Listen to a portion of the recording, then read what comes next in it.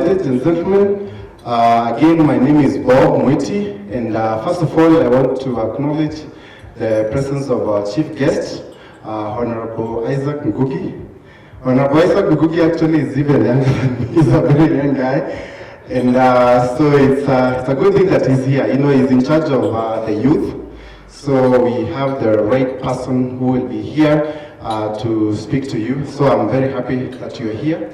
Also, I want to acknowledge the presence of Dean of Students at the University of Nairobi. Thank you so much, sir, for being here. Honorable DMK, my co-founder in the program, asante sana for your work in this program. If it was not for you, I don't think this program would be where it is today, because me, I live in the US, I'm rarely here, so you are the one who ran the show over this side. So thank you so much. Also, in this congregation, I also want to acknowledge a good friend of mine, James Moniki. James, can you stand and maybe wave to the students? So James works with one of IT companies here in Kenya, and he's a very good friend of mine. We met while I was a student at Strathmore University, and he's one of those guys that we used to do Fridays and all that. Okay, so, and then of course I went and studied IT at Jomo Kenyatta University of Technology. So thank you so much, James. Also, I have my family with me.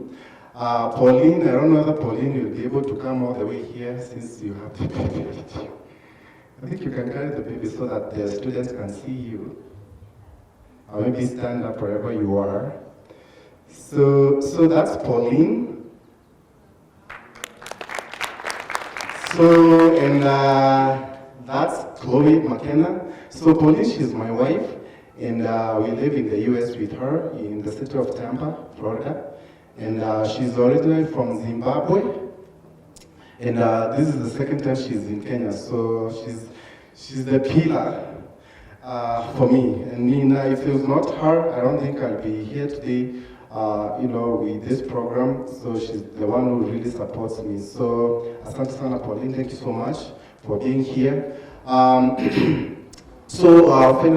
I also want to thank you all the students for availing yourself to this event. I know you had other things that you may have wanted to do, but you're here, so I really want to appreciate for being here. So clap for yourself, please. I grew up in a place called Gikumene, in the county of Meru. I went to the local public primary school called Gikumene Primary School, went to Kubo High School, then after that went to University of Nairobi for about a few months, but unfortunately I couldn't stay there for long. But I went to Strathmore University, and that's where I completed my undergraduate. I graduated with a BCom, second class upper division. Then that's when I got a chance to go to the US to study for my master's MBA at Indiana University of Pennsylvania. Now, my journey to the US was actually a very long one. Initially, I wanted to go to the UK. I have my dad over there. So he wanted me to go to the UK, yeah? So in 2001, I finished high school in 2001.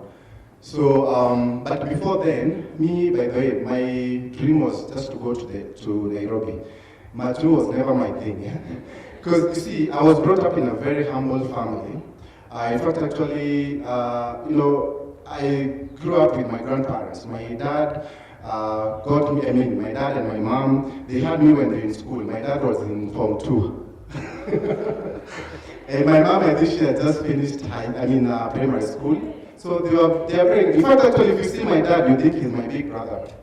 This is my PA here, the one who is taking video, he's my dad's brother. So as you can see, he's also very young. So his name is Ken. So yeah, so I was brought up by my grandparents. We didn't have much. In fact, actually, I was admitted to Nairobi school, but I couldn't make it. I couldn't pay 50,000, I remember, for me to be able to go to Nairobi school. I was supposed to be living in one of the houses called, I don't know, Naivasha or something. There's one who went to, you were in Naivasha? Even James was in Nairobi school, by the way. You know Nairobi school here? So I always feel like, man, I miss someday, but anyway, it's okay. But anyways, my dream was to go to Nairobi because I didn't know anybody outside the country.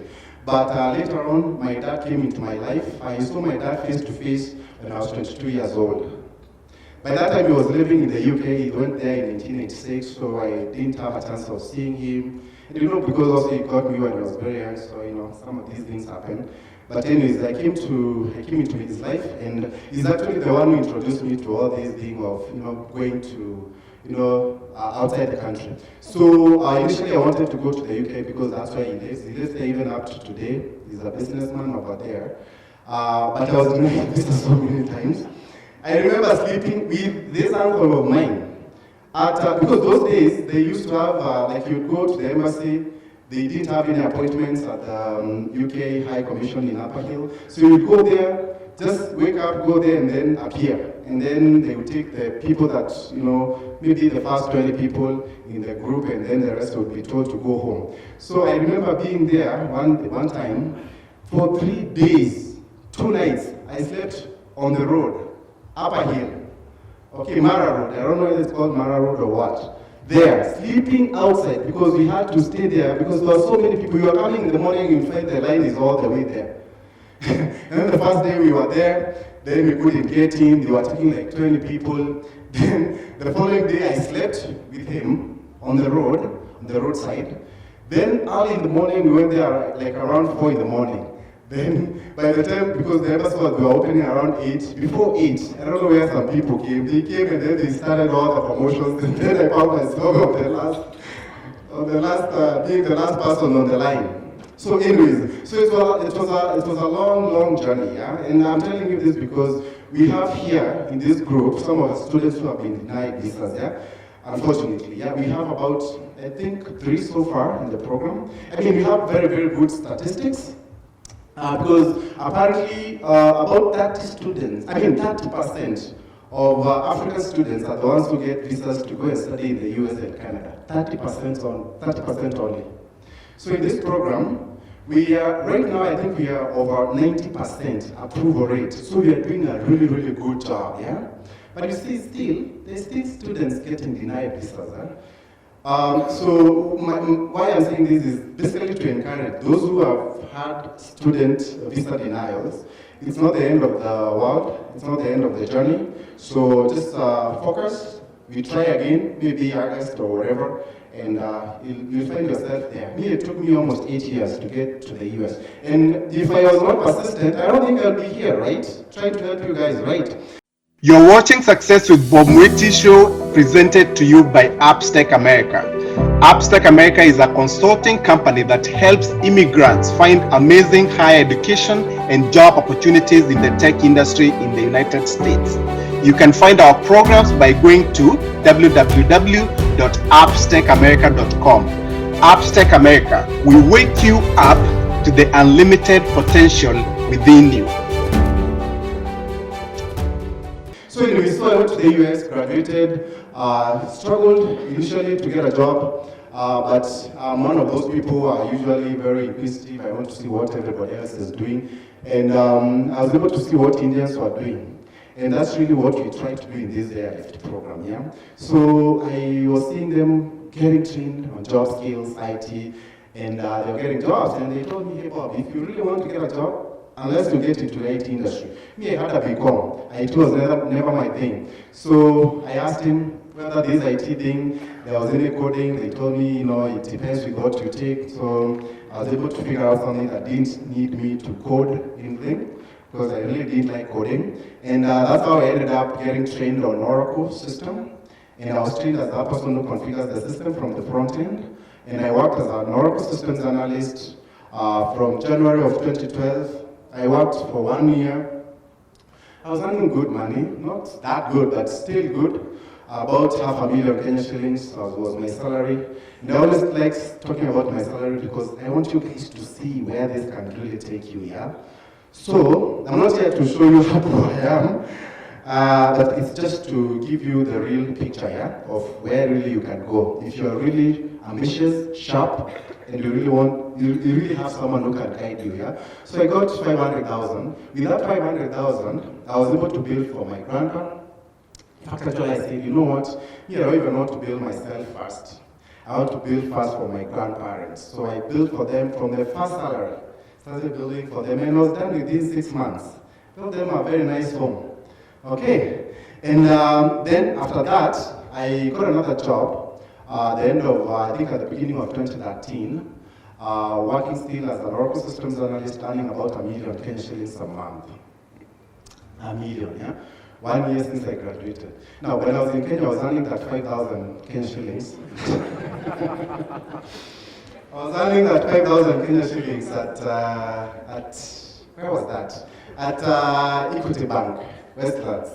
And I remember those days, tukiwa na kina Zemu, hakukuwa na pesa, but anyways, so from that 5,000 to about $1 million Kenyan shillings a month, within a year after I graduated from school in the US. And the reason why is because I really got trained on job skills, on very highly complex skills that most people didn't have. Okay, I always tell people this, smart people like you guys, like if you really want to become financially successful, don't go for those skills that everybody has. Okay, that's why you always see like people, you know, maybe someone who is cutting this grass, for example, might not be paid as much as someone like you who is working as a senior systems analyst, for example. Because this kind of work to cut the grass doesn't require the skill. Anybody can have that, right? So what I always encourage you guys, and that's really what we focus on in our Kenya Airlift program, is to actually focus on those complex skills, man. Skills that most people don't have. Okay, skills like, for example, data science. That's why you're focusing on these IT skills, because at the end of the day, we want you guys to go out there to the US and actually make good money. And even if you decide to come to Kenya, of course, you'll be having very good jobs. We actually want you guys to come here and help build our country, yeah? Because there's a lot of skills that you'll have acquired in the US. You know, all these are skills in school and outside the school, because also part of the program we train you on those job skills, so that now you can come and build our country. Okay, we expect a lot of you also to come back and be able to support this country. So it's not like we are just taking and going and staying there. So after about 4 years, I left my company. I left the company that I was working for in 2017. So I worked in corporate America for about 5 years, from 2012 to 2017. And I left that job working for, my client was Citibank. We have Citibank here in Kenya. We also have, it's one of the biggest banks in the US.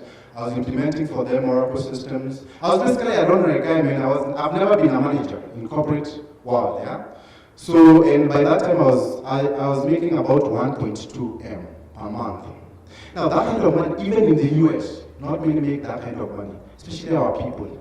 In the US, those people make money, they are Indians. Wahindi, they make really, really good money. In fact, actually, the median household income of Indians in the US is about $100,000 per year. Now, the median household income of the best performing groups of immigrants from Africa, it's Nigerians, they make about 60. Can you guys see the gap? Wahindi, most Indians actually, if you go to the US, and you guys are going to see this once you go there and start working, huh? Most of them, they're in the tech space. And not just anything in tech, consulting, basically like what I was doing. Me, I used to work with Indians making, when I was working there in corporate, because me, I used to work as a consultant, it was not like a full-time job, just as a consultant. So, it's full-time, but not like as an employee. I used to basically work for, like for example, for Citibank, but working through other companies as a consultant for Citibank. And I used to work with people who are making even over $200 an hour, over 200. You see, when you have the skill, especially in the US, you can dictate what you want to be paid. That's the good thing about it. You just say, hey, you know what, if you guys need me to implement your project, you pay me $100 an hour, and I'll do it for you. And then now you have a lot of responsibilities. You have to actually implement that project and make it, make it a success. So it comes with a lot of responsibilities. So it's possible when you have the skills and when you're a sharp man. That's why I'm always so excited when I'm talking to sharp people, smart people, because I know sharp people can do amazing stuff. Like here, man, we are like the best brains in this country. We can do some amazing things. When I think about what we can do in this program, Like, I can see us doing some amazing stuff, like even implementing projects, even for companies here in Kenya, these big multinational firms. Do you know even most of these companies, big companies actually, for them to implement some of these complex projects for IT, they actually outsource from India, from South Africa and everywhere. So you can actually be doing those implementations for them. Okay, because we are some of the best brains, man. You're the best. You know, remember even when I was talking about those guys who are going to the US, most of them, I mean, pretty much everybody in this group scored at least a B, you know, in high school. That's a tough grade to get. It's not easy. It's not for everyone. You can imagine. You guys know. You know the statistics of those guys who do KCSE. How many people actually get those Bs? Very few of them, right? So we are the best. So if you are sharp, you need to focus on those skills that can make you good money. And what we're doing in the Kenya Lift program is basically that, trying to get you skills that are needed out there for you to make really good money.